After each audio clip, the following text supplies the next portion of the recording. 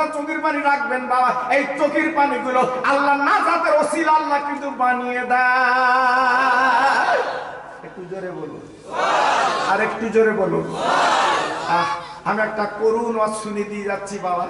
Lockdown চলে গেল, আপনারা জানেন এই লকডাউনে কত মানুষ ব্যবসা বাণিজ্য হারিয়ে অনেক মানুষ আজকের ফকির হয়ে গেছে, পয়সা নেই কাছে। বড় বড় ব্যবসায় আজকে শেষ হয়ে গেছে, লেনদেন বন্ধ হয়ে গেছে। চিন্তা করছে কি করব। না না, চিন্তা করবেন না। আমার দয়ার নবীর দুটো নাতি ইমামে হাসান ইমাম হোসেন রাদিয়াল্লাহু তাআলা আনহুমা, দুই ভাই মার গলা ধরে কেঁদে বলছে, মা আমরা 3 দিন ভুকা, আমাদের পেটে কিছু দাও, আমাদের খেতে কিছু দাও, ক্ষুধা জ্বালা সহ্য করতে পারি না। না না না, মা সহ্য করতে পারলেন না। মা কি করবেন, দুই বাচ্চার গালে মা দুটো চড় দিয়ে দিলে।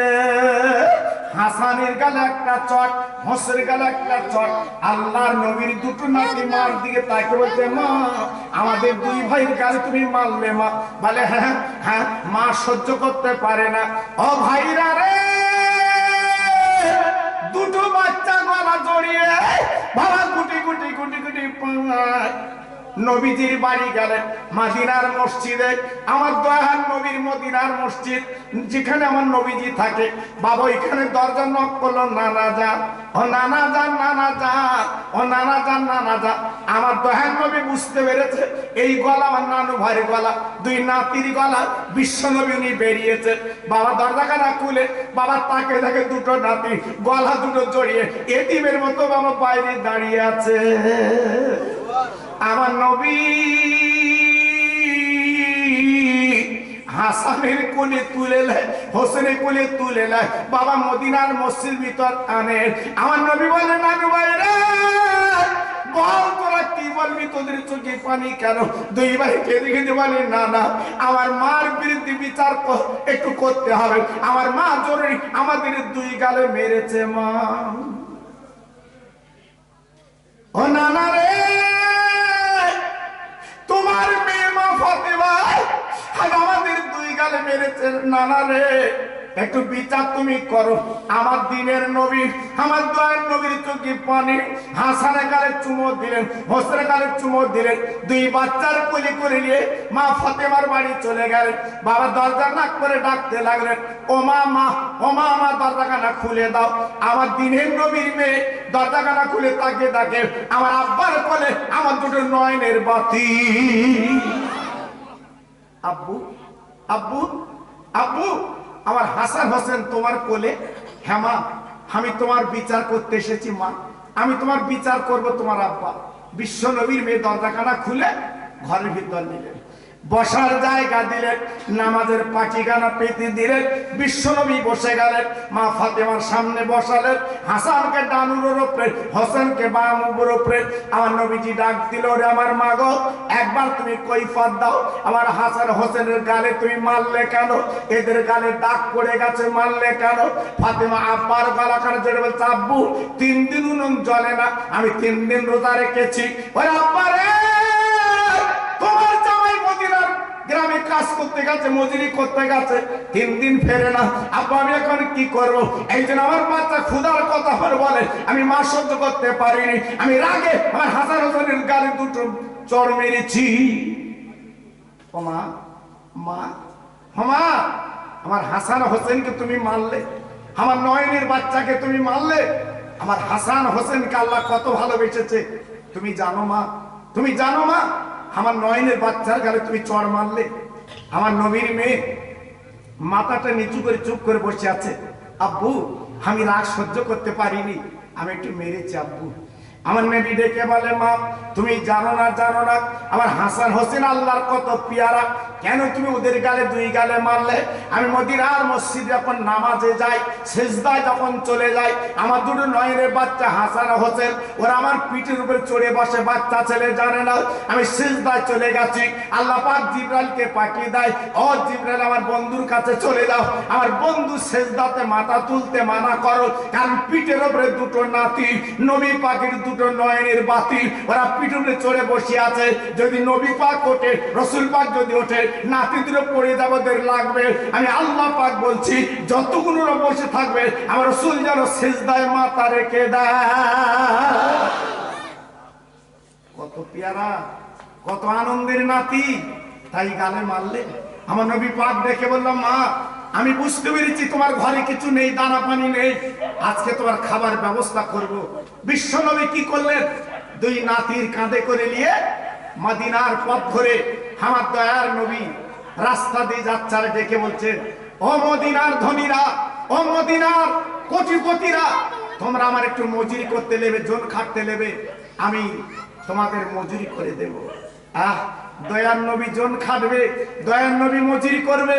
ও গরিব ভাইরা, একটু চিন্তা করো, আমার দয়ার নবী আল্লাহর দোস্ত, যিনি হলেন বিশ্বের শ্রেষ্ঠ নবী, তিনি মজুরি করতে বেরিয়েছে। আল্লাহর কাছে চাইলে তো পেত না, কোনদিন তিনি চাইনি, মজুরি করতে গেলেন। একজন ধনী ইহুদি ডেকে বলছে, বাবা পথিক, তুমি কোথায় যাচ্ছ বাবা? বলে, আমি মজুরি করব, জন খাটবো। কি কাজ করবে? বলে, যে কোনো কাজ দিলে আমি করব, যে কোনো কাজ দিলে আমি করব। 3 দিন উনুনটা জ্বলে না, খাওয়া হয় না, আমি সহ্য করতে পারছি না, তাই মজুরি করতে এসেছি। কি মজুরি করবে? না না না, অসুবিধা নাই, ওই কুয়া থেকে পানি তুলে তুলে আমার খেজুর গাছগুলো ভিজিয়ে দিতে হবে। আমার দয়ার নবী মায়ার নবী রাজি হয়ে গেল। একটা করে বালতি পানি তুলবে, একটা করে বালতি পানি তুলবে, একটা করে কিন্তু খেজুর দিয়ে দেবে। একটু বেশটা কমিয়ে দাও, তোমরা বোঝো না আওয়াজ কিরকম হলে ভালো হয়। ও ভাইরা রে,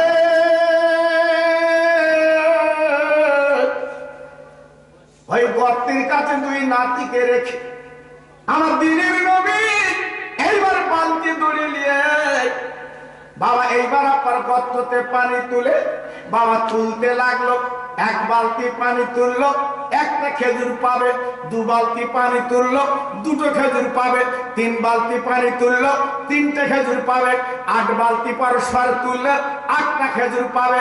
নবী আমার মনে মনে করেন, আল্লাহ আমরা তো 5 জন, হাসান হোসেন আলী আর ফাতেমা, আর আমি নবী 5 জন, 8টা খেজুর আমার তো ভজবে না, মিলবে না, জোড়া হবে না।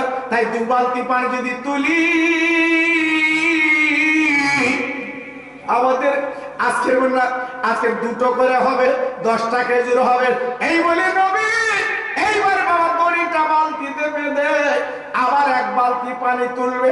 বাবা যেই তুলতে গেছে, হঠাৎ দড়িটা ছিঁড়ে বালতি গর্তের মধ্যে পড়ে গেছে।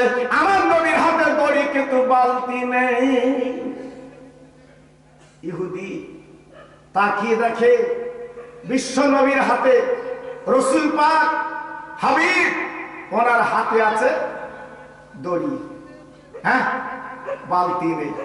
ইহুদি ছুটে এসে বলছে, পথিক আমার দামি বালতি কই? গর্তের মধ্যে পড়ে গেছে। আল্লাহর নবী উনি জানে না, হঠাৎ একটা চট নবীর গালে তুলে দিয়েছে। ইমাম হাসান হোসেন গর্তের কাছে দাঁড়িয়ে আর নবী পাকের গলা কানে জড়ি কাঁদতে লাগলেন, নানা রে,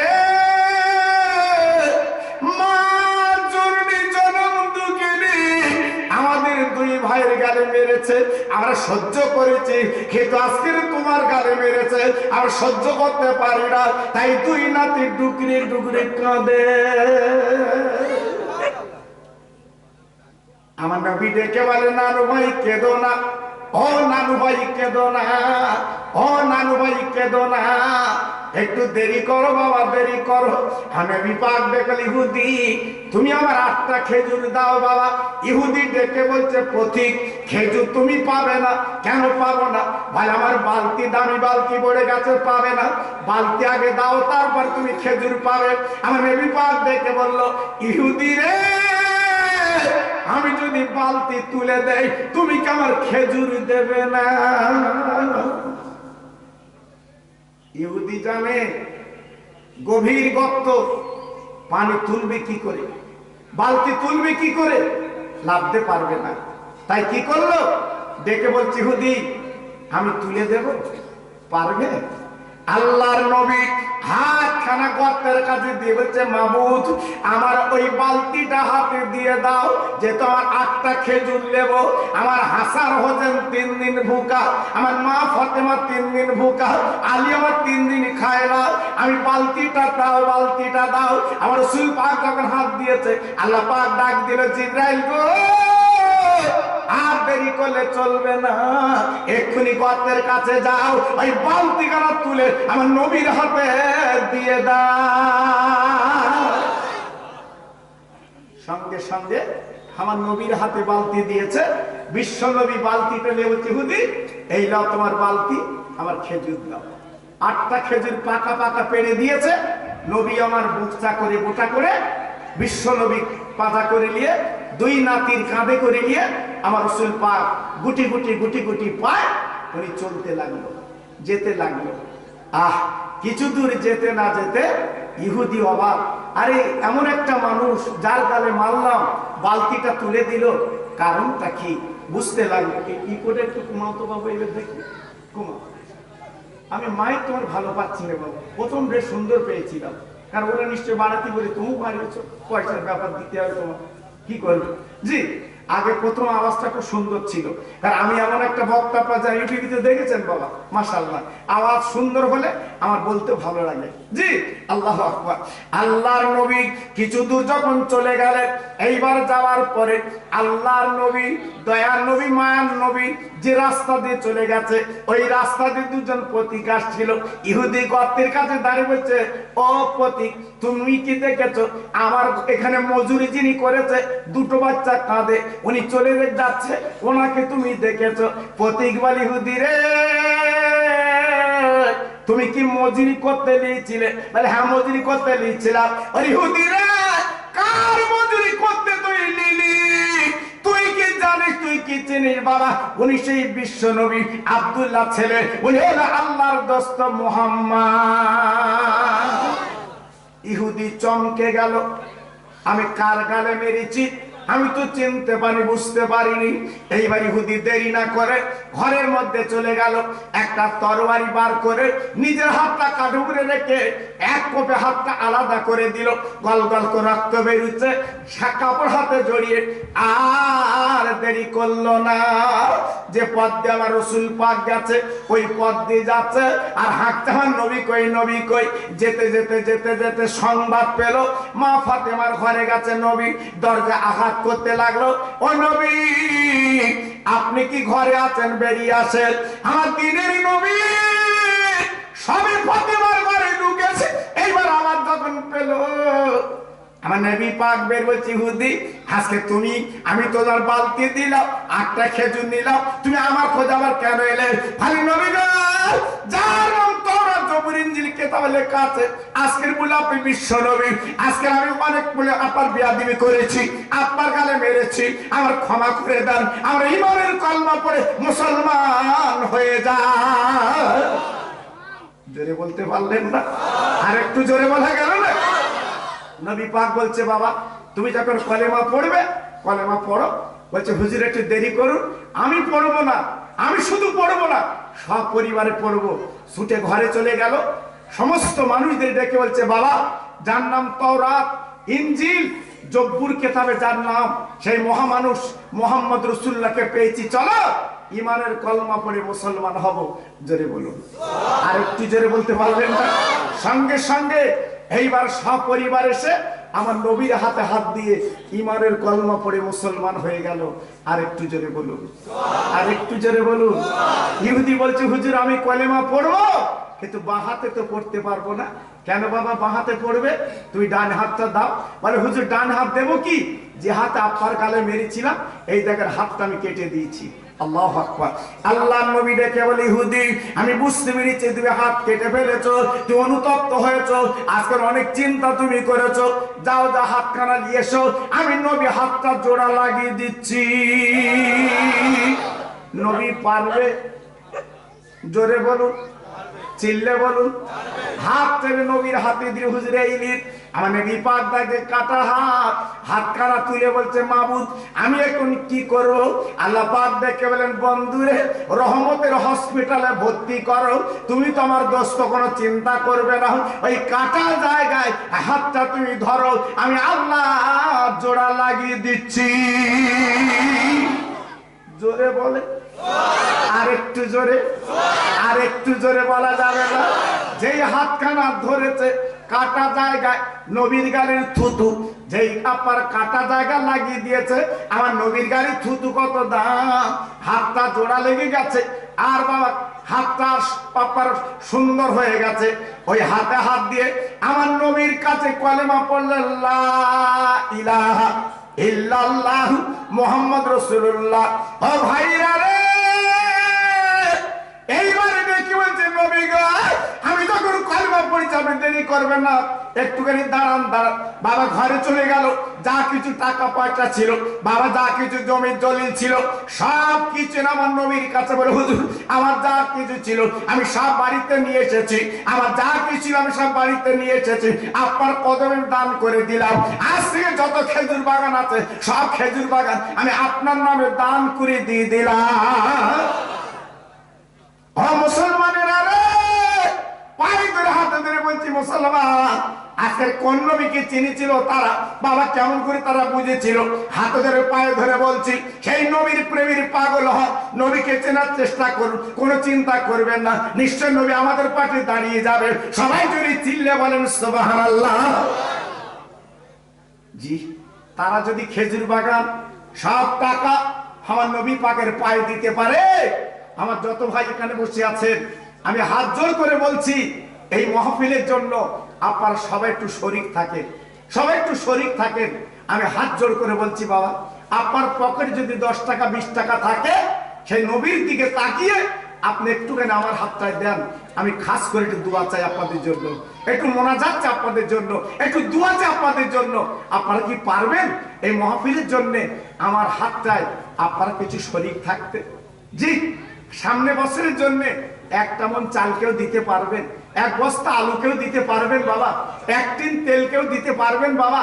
দিয়ে ধন দেখে মন পেলিতে কতক্ষণ, আজকের আসেন কালকে থাকবেন না, কালকে আজকের আসেন কালকে দুনিয়াতে চলে যাবেন। এজন্য বলছি বাবা আপনারা যদি মনে কিছু না করেন, আল্লাহর একটা পাগল আমার দিকে তাকিয়ে একটু বলুন যে অন্তত 1 মণ চাল কি 1/2 মণ চাল, হ্যাঁ 1 বস্তা আলু সামনে বছরে এই নবীর মহব্বতে আমি দিয়ে দেবো। আমি তার নামে একটু খাস করে আল্লাহর কাছে দোয়া চাইবো। দেখি আল্লাহর পাগল কি আছেন আমার সামনে একটু কথা দেন, হ্যাঁ একটু কথা দেন। আমার শহীদুল ভাই, আমার শহীদুল ভাই তিনি আজকের প্রথম নাম্বারে নাম লেখাচ্ছে, 1 মণ চাল দেবে সামনে বছরে। তোদের খাতা কলম নিয়ে করছে আমি এনে দেবো। ওরা কিন্তু আমার বলেছে তুলতে, ওদের খাতা কলম। জি আল্লাহ, তা আইনে রাখতে হয় এই নামগুলো আমার পরে আবার জিজ্ঞেস করতে হবে তোর নাম কি, তোর নাম কি। জি আল্লাহু আকবার, এটা জোরে তাকবীর দেন তো দেখি, নারায়ে তাকবীর। সবাই মিলেমিশে দেন তো দেখি, নারায়ে তাকবীর। আর একটু চিল্লে বলেন তো দেখি, নারায়ে তাকবীর। 1 মণ চাল দেবে, জোরে বলেন মারহাবা। 1 মণ চাল দেবে, জোরে বলেন মারহাবা। আয় আল্লাহ, আমি খাস করে দোয়া দিয়ে যাচ্ছি, আমার বসিরত পীরের দোয়া, আমার আব্বাসুদ্দিন গাজীর দোয়া, আমার বজলুর রহমান হুজুরের দোয়া, আমার পানিগড় হাফিজা হুজুরের দোয়া, ওর ঘরে আল্লাহ পৌঁছে দিন। আমি দোয়া দিয়ে যাচ্ছি আল্লাহ ওর বাচ্চাদের যেন ভাতের কষ্ট দেবেন না। নারায়ে তাকবীর, নারায়ে তাকবীর, নারায়ে তাকবীর। 2 নম্বরে কি আছেন বলুন বাবু? 1 মণ চাল দেবে। 2 নম্বর কি আছেন বলুন বাবু?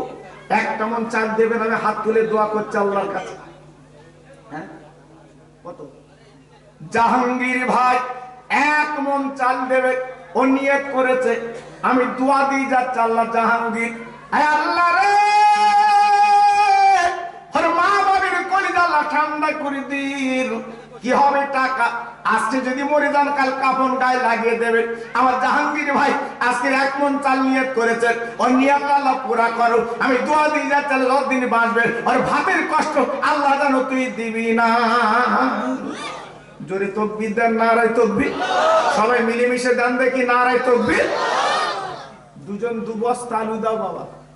তবে আমি দোয়া করছি সামনে বছর আলুর দাম কমবে, কমবে বাবা। এবার তো যা হয়েছে আলু চাবার মতো না, তবে এখন কমে গেছে বাবা, এখন কমে গেছে। 40-45 টাকা আলুর কিলো। আজকের বলছে হুজুর 8 টাকায় লো, 8 টাকা। আদি কেন সে বলতে হয়ে গেল। আল্লাহ যত আলু লাগা একজন গোপন দাম, নাম বলে না, নাম বলে না আমার সোনার চাঁদ, আর নাম বলতে চায় না। যত আলু লাগবে একাই দিয়ে দেবে, নিয়ত করেছে। আমি আল্লাহর নিয়তটা পুরা করো। আমি দোয়া দিয়ে যাচ্ছি, আল্লাহ খাসা বাবার দোয়া ওর ঘরে আল্লাহ পৌঁছে দি। জোরে তকবীর দেন, নারায়ে তকবীর। সবাই মিলেমিশে দাম তো দেখি, নারায়ে তকবীর। আমি জোরে দিতে পারলে না, নারায়ে তকবীর। দুজন মিলে 10 কিলো করে ডাল দাও বাবু, দুজন মিলে 10 কিলো করে 20 কিলো ডাল দাও। আমি দোয়া করছি আল্লাহর কাছে, আল্লাহ অভাব দেবে না। আমি দোয়া করছি আল্লাহ বেদি বেরাম দেবে না। আমার বাপ হাত তুলেছে, দেখো হে বুড়ো বাপ চেয়ারে বসে, টাকা বেদিক টাকা কি নাম এখান বাড়ি। আয় আল্লাহ আমার সেলিম গাজী আমার বাপ মনে হওয়া সুস্থ মানুষ, দেখেন দেখেন কি অবস্থা, হাতখানা তুলেছে। উনি 10 কিলো সামনে বছর ডাল দেবে। আয় আল্লাহ রে, আপনি তো বেদিবে আরাম দেন, আপনি তো সারাতে পারেন আল্লাহ রে। এই দানের বদলে ওনার বেদি আরাম দূর করে দিন, সুন্দর জীবন যাপন আল্লাহ আপনি বানিয়ে দিন। জোরে তকবীর দেন, নারায়ে তকবীর। জোরে বলেন নারায়ে তকবীর। আর একটা পাগল কি আছেন 10 কিলো ডাল দেবেন বাবা, আমি দোয়া করছি বলুন। আর একজন ব্যক্তি বলুন 10 কিলো ডাল দেবে, বলুন। দিয়ে ধন দেখে মনে কেনিতে কতক্ষণ বাবা। হ্যাঁ আজকের হয়তো এখানে বসে আছে, আপনি নিজে জানেন না, আমি খোকা ভাই জানি না, কাল হয়তো কাফন গায়ে লাগবে, খাটিয়ায় করে কবরে পৌঁছে দেবে। এই তো আমাদের জীবন বাবা, এই তো আমাদের জীবন। এজন্য বলছি বাবা 10টা কিলো ডাল একটু নাম বলে।